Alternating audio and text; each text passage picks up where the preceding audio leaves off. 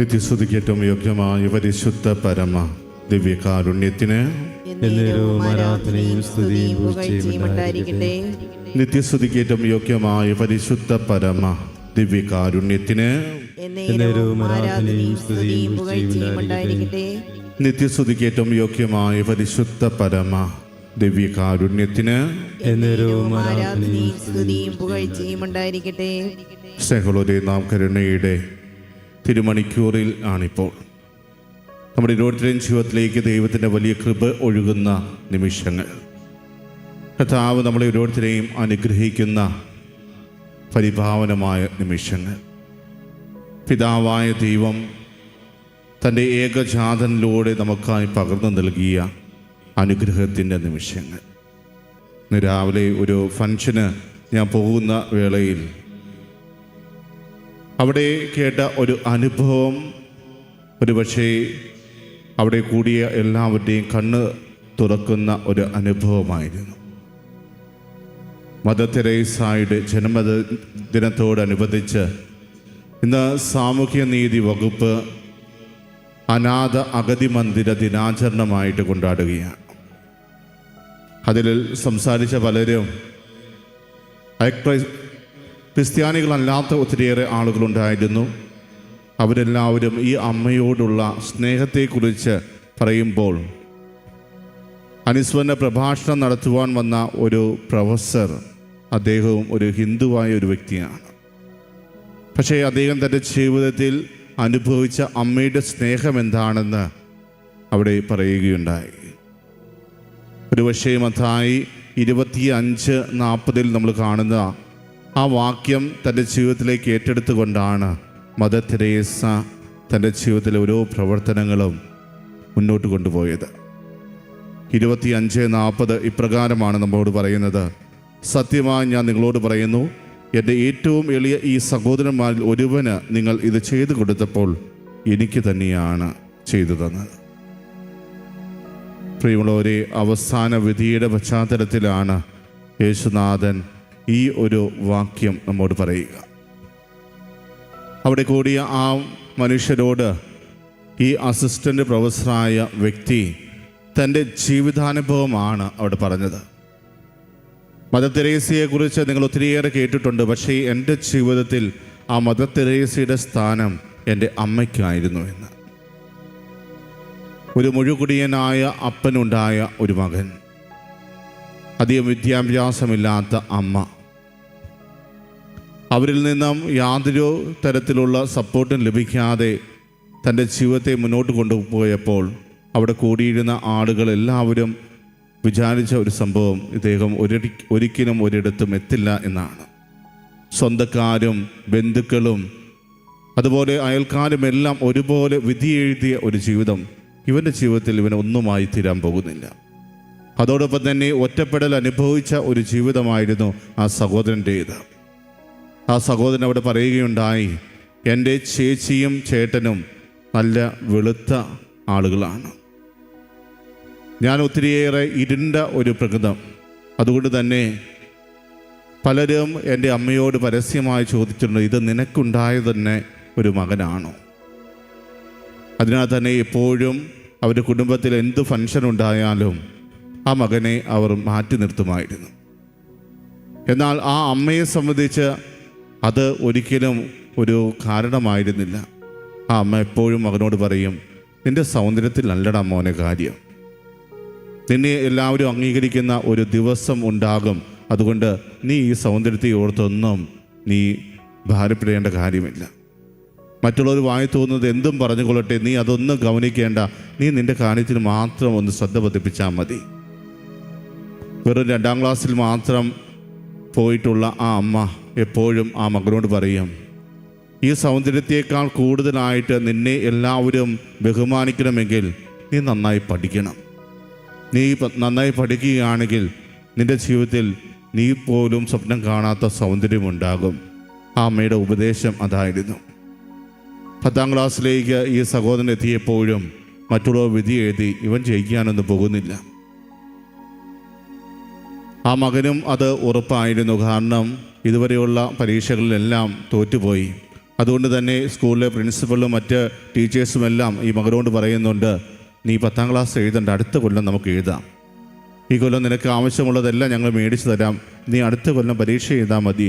കാരണം 100% റിസൾട്ട് കിട്ടിക്കൊണ്ടിരുന്ന ഒരു സ്കൂളിലാണ് പഠിച്ചുകൊണ്ടിരിക്കുന്നത്. പക്ഷേ ആ സഹോദരൻ വിട്ടുകൊടുത്തില്ല, എനിക്ക് എന്തായാലും പരീക്ഷ എഴുതണം. അവൻ പരീക്ഷ എഴുതി, അവന് തന്നെ യാതൊരു ഉറപ്പുമില്ലാത്തൊരവസ്ഥ. അപ്പോഴും ആ അമ്മ പറഞ്ഞു, നീ അറിയാത്ത ഒരു ദൈവത്തോട് ഞാൻ പ്രാർത്ഥിക്കുന്നുണ്ട്. അതുപോലെ തന്നെ ഒരു അമ്മയുടെ മാധ്യസ്ഥം ഞാൻ തേടുന്നുണ്ട്. ആ അമ്മയുടെ മാധ്യസ്ഥം വഴി നിനക്ക് പാസ്സാവാൻ സാധിക്കും. പക്ഷേ പരീക്ഷ എഴുതിയ ആ സഹോദരന് ഉറപ്പായിരുന്നു, തീർച്ചയായും ഞാൻ തോറ്റുപോകുമെന്ന്. അതുകൊണ്ട് അദ്ദേഹം പറഞ്ഞു, എന്നെക്കുറിച്ച് കൂടുതൽ പ്രതീക്ഷയൊന്നും വയ്ക്കണ്ട, ഞാൻ തോറ്റുപോകും അമ്മേ. അതുകൊണ്ട് അമ്മ വിഷമിക്കരുത് എന്ന് ആ സഹോദരൻ പറഞ്ഞു. അതിനുശേഷം അപ്പനെന്താണ് ചെയ്തത്? പരീക്ഷ കഴിഞ്ഞ് അടുത്ത ദിവസം തന്നെ അവനെ ഒരു കൂലിപ്പണിക്കായിട്ട് കൊണ്ടുവിട്ടു. അപ്പനറിയാം മകൻ തോക്കാൻ പോവുകയാണ്. അതുകൊണ്ട് യാതൊരു പ്രതീക്ഷയില്ല, എല്ലാവരും മുദ്രകുത്തിയ ഒന്നാണത്. അതുകൊണ്ട് തന്നെ കൂലിപ്പണിക്കായിട്ട് ആ മകനെ പറഞ്ഞയക്കുന്നു. പക്ഷേ ആ അമ്മ അപ്പോഴും പറഞ്ഞു, നീ പേടിക്കണ്ടടാ, ഞാനൊരു ദൈവത്തോട് പ്രാർത്ഥിക്കുന്നുണ്ട്, ഒരു വിശുദ്ധയുടെ മാധ്യസ്ഥത ഞാൻ തേടുന്നുണ്ട്. അങ്ങനെ റിസൾട്ട് വന്നപ്പോൾ, കൂലിപ്പണി ചെയ്തുകൊണ്ടിരിക്കുന്ന സമയത്ത് തന്നെയാണ് റിസൾട്ട് വരുന്നത്. ആ സഹോദരൻ 2nd ക്ലാസ്സോടുകൂടെ പാസ്സായി എന്ന്. പ്രിയമുള്ളവരെ, പിന്നീട് തുടർ പഠനത്തിന് വേണ്ടിയും ഇതേപോലെ തന്നെയുള്ള സാഹചര്യമായിരുന്നു. പക്ഷേ അപ്പോഴും അമ്മ പറയും, മകനെ നീ പേടിക്കണ്ട, നീ അറിയാത്തൊരു ദൈവത്തോട് ഞാൻ പ്രാർത്ഥിക്കുന്നുണ്ട്. അങ്ങനെ ആ സഹോദരൻ ആ അമ്മയുടെ പ്രാർത്ഥന വിശ്വസിച്ച് മുന്നോട്ട് പോയി. +2 പാസ്സായി, ഡിഗ്രി പാസ്സായി, അവസാനം BEd പാസ്സായി. അങ്ങനെ ഇരിക്കുമ്പോഴാണ് PhD ചെയ്യണമെന്ന് ആ സഹോദരന് ആഗ്രഹം തോന്നിയത്. ആ സഹോദരൻ PhD പഠിക്കുവാൻ വേണ്ടി പോയി. ഇന്ന് അദ്ദേഹം ഒരു അസിസ്റ്റൻ്റ് പ്രൊഫസറാണ് CMS കോളേജിൽ. അദ്ദേഹത്തിൻ്റെ പേര് ഞാൻ പറയാൻ ആഗ്രഹിക്കുന്നില്ല. എങ്കിൽ തന്നെയും ആ സഹോദരൻ ഇന്ന് പങ്കുവച്ച തൻ്റെ അനുഭവത്തിൽ മദർ തെരേസയുടെ അതേ സ്നേഹവാത്സല്യത്തോടെ തനിക്ക് ശക്തി പകരുവാൻ തൻ്റെ അമ്മ ഉണ്ടായിരുന്നു എന്ന് അദ്ദേഹം ഊന്നി പറയുന്നുണ്ടായിരുന്നു. പ്രിയമുള്ളവരെ, മദർ തെരേസയുടെ ഒരു അനുസ്മരണ ചടങ്ങിൽ അദ്ദേഹം തൻ്റെ ജീവചരിത്രം പറഞ്ഞുകൊണ്ട് അവിടെ അത്രമാത്രം ആളുകളെയും ശ്രദ്ധയാകർഷിച്ചിട്ടുണ്ടെങ്കിൽ ആ അമ്മയുടെ ശക്തി എന്തായിരിക്കും എന്ന് നമ്മൾ തിരിച്ചറിയണം. മറ്റുള്ളവരെല്ലാം കളറിൻ്റെ പേരിൽ അവനെ മാറ്റി നിർത്തി. കൂടെ ഉള്ളവരെല്ലാവരും തന്നെ എപ്പോഴും കുറ്റപ്പെടുത്തിക്കൊണ്ടിരുന്നു. എന്നിട്ട് സ്വന്തം ചേച്ചി പോലും ചില അവസരങ്ങളിൽ അവനോട് പൊട്ടിത്തെറിച്ച സാഹചര്യമുണ്ടായി. പക്ഷേ ആ അമ്മ എപ്പോഴും പറയുമായിരുന്നു, നിൻ്റെ ഈ ബാഹ്യമായ സൗന്ദര്യത്തേക്കാൾ സൗന്ദര്യം നൽകുന്ന ഒന്ന് നീ നേടിയെടുക്കും, അന്ന് ലോകം മുഴുവൻ നിന്നെ അംഗീകരിക്കുമെന്ന്. അദ്ദേഹം ഇന്ന് പറയുന്നുണ്ട്, എനിക്കിന്ന് സൗന്ദര്യമില്ല എന്ന ഒരു കുറ്റബോധമില്ല. കാരണം ഇന്നുള്ള എല്ലാ ആളുകളും എന്നെ അംഗീകരിക്കുന്നു. പല സ്ഥലങ്ങളിലും ഞാൻ ക്ലാസ് എടുക്കാൻ വേണ്ടി പോകാറുണ്ട്. അവിടെയെല്ലാം ഞാൻ എൻ്റെ അമ്മയുടെ ഈ കഥ പറയാറുണ്ട്. കാരണം അതെല്ലാവർക്കും ഒരു പ്രചോദനമാണെന്ന്. പ്രിയമുള്ളവരെ, ആ അമ്മ പ്രാർത്ഥിച്ചത് മദർ തെരേസയുടെ മാധ്യസ്ഥം വഴിയാണ്.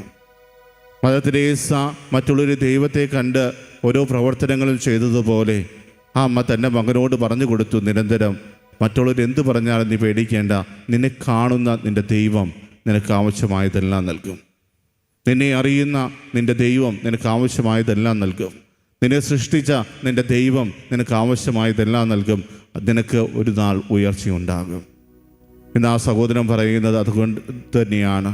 എൻ്റെ അമ്മ പകർന്നു നൽകിയ ആ ഒരു ധൈര്യം തന്നെയാണ് ഇന്ന് എന്നെ നിങ്ങളുടെ മുമ്പിൽ എത്തിച്ചതെന്ന്. പ്രിയമുള്ളവരെ, ദൈവം പ്രവർത്തിക്കുന്നത് ഒരുപക്ഷെ വചനങ്ങളിലൂടെ മാത്രമല്ല, വ്യക്തികളിലൂടെയും ദൈവത്തിന് പ്രവർത്തിക്കാൻ സാധിക്കും. ഇവിടെ ഒരു പെറ്റമ്മ തൻ്റെ മകന് നൽകിയ ആത്മധൈര്യം, അതാണ് ആ മകനെ മുന്നോട്ട് നയിച്ചത്.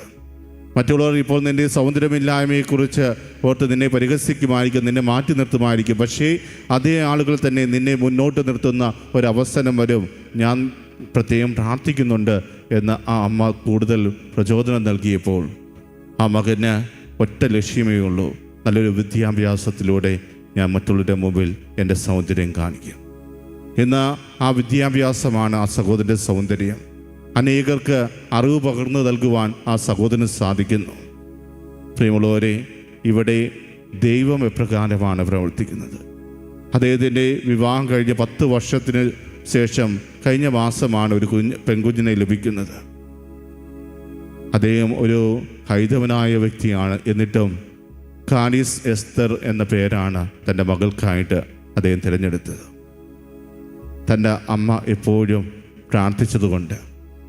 എന്നെ പരിചയപ്പെട്ട വേളയിൽ ഞാൻ പറഞ്ഞു, ഞാൻ കാരിസ് ഭവനിൽ നിന്നാണ് കടന്നു വരുന്നത് എന്ന് പറഞ്ഞ ഉടനെ തന്നെ പറഞ്ഞു, അച്ഛാ, എൻ്റെ മകൾക്കിട്ടിരിക്കുന്ന പേരും കാരിസ് എന്നാണ്, കാരിസ് എസ്തർ. ഒരു ഹൈന്ദവനായ വ്യക്തി ഈ ഒരു രീതിയിൽ പ്രവർത്തിക്കണമെങ്കിൽ അവൻ്റെ ജീവിതത്തിൽ അവൻ്റെ അമ്മ പകർന്നു നൽകിയ ആ സ്നേഹം എത്ര വലുതാണ്. ഇന്ന് മദർ തെരേസയുടെ 114-ാം ജന്മദിനം കൊണ്ടാടുമ്പോൾ ജില്ലാതലത്തിൽ അങ്ങനെയൊരു ആചരണം നടക്കണമെങ്കിൽ ആ അമ്മ ചെലുത്തിയ സ്വാധീനം എത്ര വലുതാണ്. അവിടെ ക്രിസ്ത്യാനികൾ മാത്രമല്ല, മറ്റു മതസ്ഥരായ ഒത്തിരിയേറെ വ്യക്തികളുണ്ടായിരുന്നു.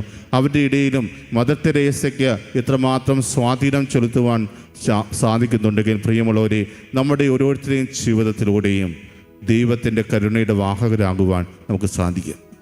അവിടെ പ്രസംഗിച്ച ഓരോ വ്യക്തികളും മദർ തെരേസയുടെ ജീവിതത്തെക്കുറിച്ച് പറഞ്ഞു. ഒരു വിദേശിയായ സ്ത്രീ ആയിരുന്നിട്ടും ഇന്ത്യയിലേക്ക് കടന്നു വന്ന് ഇന്ത്യയിലെ പാവപ്പെട്ടവർക്ക് വേണ്ടി, പ്രത്യേകിച്ച് കുഷ്ഠരോഗികളുടെ ഇടയിൽ ആ അമ്മ ഇതുപോലെ പ്രവർത്തിച്ചിട്ടുണ്ടെങ്കിൽ പ്രിയമുള്ളവരെ, ആ അമ്മയിലൂടെ അനേകം പേർ പ്രചോദിതരായി മാറുകയും ഇന്ന് അനേകം അഗതി മന്ദിരങ്ങൾ നമ്മുടെ രാജ്യത്തുണ്ട്. പ്രത്യേകിച്ച് കോട്ടയം ജില്ലയിൽ തന്നെ അനേകം അഗതി മന്ദിരങ്ങൾ വരുമ്പോൾ അതൊരിക്കലും അഭിമാനത്തിൻ്റെ നിമിഷങ്ങളല്ല, അത് നമ്മളെ കുറ്റപ്പെടുത്തേണ്ട ഒരു നിമിഷമാണെന്ന് കൂടി നമ്മൾ തിരിച്ചറിയുക.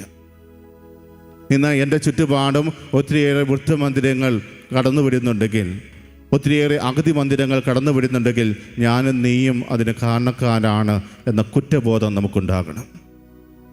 നമ്മളെ വളർത്തി വലുതാക്കിയ അമ്മമാരെ അവസാനം ഒന്ന് നോക്കാൻ പോലും സൗകര്യമില്ലാതെ വൃദ്ധമന്ദിരങ്ങളിലേക്ക് കൊണ്ടുപോയി തള്ളുമ്പോൾ, അല്ലെങ്കിൽ ജീവിതത്തിൽ എന്തെങ്കിലും കുറവുകളുണ്ട് എന്ന് പറഞ്ഞുകൊണ്ട് അവരെ ഒരു ബാധ്യതയാണെന്ന് പറഞ്ഞ് വൃദ്ധമന്ദിരങ്ങളിലേക്കും അഗതി മന്ദിരങ്ങളിലേക്കും കൊണ്ട് തള്ളുമ്പോൾ പ്രിയമുള്ളവരെ, നമ്മൾ തിരിച്ചറിയാതെ പോകുന്നത് ദൈവം സൃഷ്ടിച്ചവരാണ് ഇവർ എന്നതാണ്. ദൈവത്തിൻ്റെ സൃഷ്ടിയെ ദൈവം എപ്പോഴും ഒത്തിരിയേറെ പ്രാധാന്യത്തോടു കൂടിയാണ് നോക്കിക്കാണുക. നമുക്ക് വേണ്ടി കഷ്ടപ്പെട്ട അമ്മമാരുണ്ട്, അപ്പന്മാരുണ്ട്, അതുപോലെ തന്നെ ഒത്തിരിയേറെ അഗതികളായി മാറിയ സഹോദരങ്ങളുണ്ട്. ചിലപ്പോൾ അവരുടെ ജീവിതത്തിൽ ചെറിയ ചെറിയ കുറവുകളൊക്കെ ഉണ്ടാകാം. ചിലരൊക്കെ അംഗവൈകല്യം സംഭവിച്ചവരായിരിക്കാം.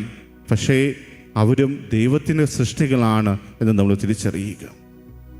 ഇന്ന് കൃപയുടെ ഈ സമയം നമുക്ക് കർത്താവിനോട് പ്രാർത്ഥിക്കാം. കർത്താവേ, ഇന്ന് ഞങ്ങളുടെ നാട്ടിൽ ഒത്തിരിയേറെ അഗതി മന്ദിരങ്ങൾ കൂടി വരുന്നുണ്ടെങ്കിൽ അതിൻ്റെ കുറ്റക്കാർ ഞങ്ങൾ ഓരോരുത്തരുമാണ്. ഞങ്ങളുടെ ജീവിതത്തിൽ സഹോദര സ്നേഹം കൂടുതലായിട്ട് പകർന്നു നൽകണമേ എന്ന് ഞങ്ങൾ പ്രാർത്ഥിക്കുന്നു. പരസ്പരം സ്നേഹിക്കുവാൻ ആഹ്വാനം ചെയ്ത അങ്ങ് ഞങ്ങളുടെ ജീവിതത്തിലും അത് ഏറ്റെടുക്കുവാൻ വേണ്ട കൃപ തരണമേ എന്ന് നമുക്ക് ആത്മാർത്ഥമായിട്ട് പ്രാർത്ഥിക്കാം. നമ്മുടെ മാതാപിതാക്കളെയും നമ്മുടെ സഹോദരങ്ങളെയും സ്നേഹിക്കുവാനും അവരുടെ ആവശ്യങ്ങളിൽ കൂടെ നിന്ന് പരിചരിക്കുവാനും വേണ്ട കൃപ തരണമേ എന്ന് നമുക്ക് പ്രാർത്ഥിക്കാം. നമ്മൾ ഓരോരുത്തരെയും അനുഗ്രഹിച്ച നല്ലവനായ തമ്പുരാന് നമുക്ക് പ്രത്യേകം നന്ദി അർപ്പിക്കാം. വിശുദ്ധ മദർ തെരേസയുടെ ജന്മദിനത്തിൽ വിശുദ്ധ മദർ തെരേസ ഇന്നും അനേകർക്ക് പ്രചോദനമായിട്ട് മാറുന്നുണ്ടെങ്കിൽ അത് നമുക്കും ഒരു വെല്ലുവിളി തന്നെയാണ്. വിശുദ്ധയായ മദർ തെരേസയെ പോലെ നമ്മുടെ ജീവിതത്തിലൂടെയും അനേകർക്ക് പ്രചോദനമായിട്ട് മാറുവാൻ നമുക്ക് പരിശ്രമിക്കാം. മറ്റുള്ളവരെ ദൈവത്തെ ദർശിച്ചുകൊണ്ട് തൻ്റെ സേവനത്തെ സ്നേഹമാണ് എന്ന് ബോധ്യപ്പെടുത്തിയ അമ്മ തൻ്റെ ജീവിതത്തിലൂടെ ദൈവത്തിൻ്റെ സ്നേഹം പകർന്നു നൽകിയ അമ്മ, ആ അമ്മയെ മാതൃകയാക്കുമ്പോൾ ആ അമ്മ നമ്മുടെ കൂടെയുണ്ട്, നമുക്കെന്നും പ്രചോദനമാണ്, മാതൃകയാണ് എന്ന തിരിച്ചറിവിൽ അമ്മയുടെ പ്രത്യേകമായ മാധ്യസ്ഥം അപേക്ഷിച്ചുകൊണ്ട് കർത്താവിൻ്റെ ആശീർവാദം നമുക്ക് ഏറ്റുവാങ്ങാം.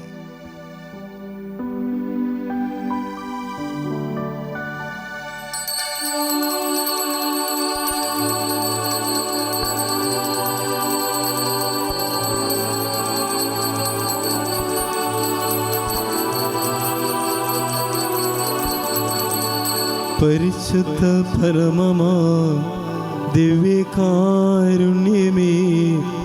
എന്നുമെന്നും അങ്ങേക്കാരാധന. പരിശുദ്ധ പരമമാ ദിവ്യകാരുണ്യമേ എന്നുമെന്നും അങ്ങേക്കാരാധന. പരിശുദ്ധ പരമമാ ദിവ്യകാരുണ്യമേ എന്നുമെന്നും അങ്ങേക്കാരാധന.